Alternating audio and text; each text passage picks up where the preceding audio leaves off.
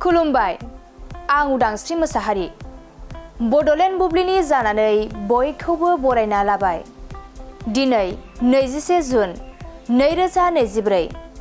नोंथांमोननो बड'लेण्ड बुब्लिया दिनैनि साना मानि थाखाय मिथिजायो एबा दिनैनि सानाव मा हाबाफारि फालिनाय जायो नोंथांमोननो फारि फारि बड'लेण्ड बुब्लिया फोरमायगोन।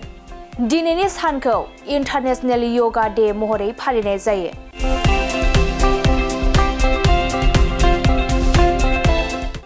योगा साना मोनसे गोदो गोदायनि देहायारि, गोसोआरि आरो धोरोमारि ब्याम जाय भारत हादराव जोनोम जादोंमोन। गिबि गेजेर हायुङारि योगा सानखौ 2015 मायथाइनि 21 जुनाव फालिनाय जादोंमोन। योगाया मोनसे सावस्रिखौ गोग्गो आरो गोख्रों लाखिनायनि मोनसे नेरसोन। बेनि थांखिया देहाखौ बायदि बेराम आजार जानायनिफ्राय सांग्रांथि लाबोनाय।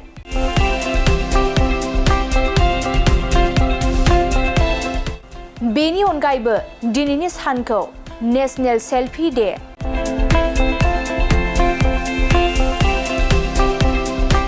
World day of music,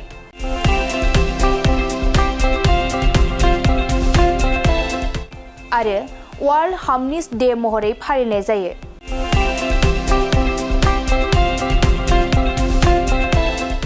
नोंथांमोननो Bodoland बुब्लिया दिनैनि सानाव मा हाबाफारिजों मिथिजायो आरो मा हाबाफारिखौ फालिनाय जायो फोरमायबाय।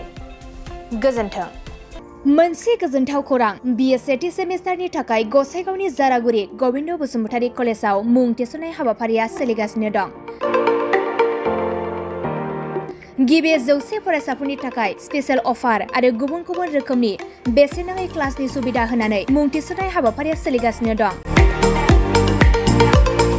बे फरायसालियाव फरायसाफोरा गावनि गोसोबायदि आयदाखौ सायख'नानै लानो हागोन। लोगोसे basic computer class, self defence आरो स्पकेन इंलिश क्लास बायदि सुबिदाफोरखौ बेसेन होआलासे फरायसाफोरा सोलोंथाइखौ लानो हागोन। लोगोसे बे फरायसालिमायाव गासैबो फरायसाफोरनि थाखाय फ्रि बास सार्भिसबो होनाय जादों। लोगोसे गासैबो थाखोनि बिजाबजों बुंफबनाय बिजाब बाख्रिनिबो सुबिदा दं।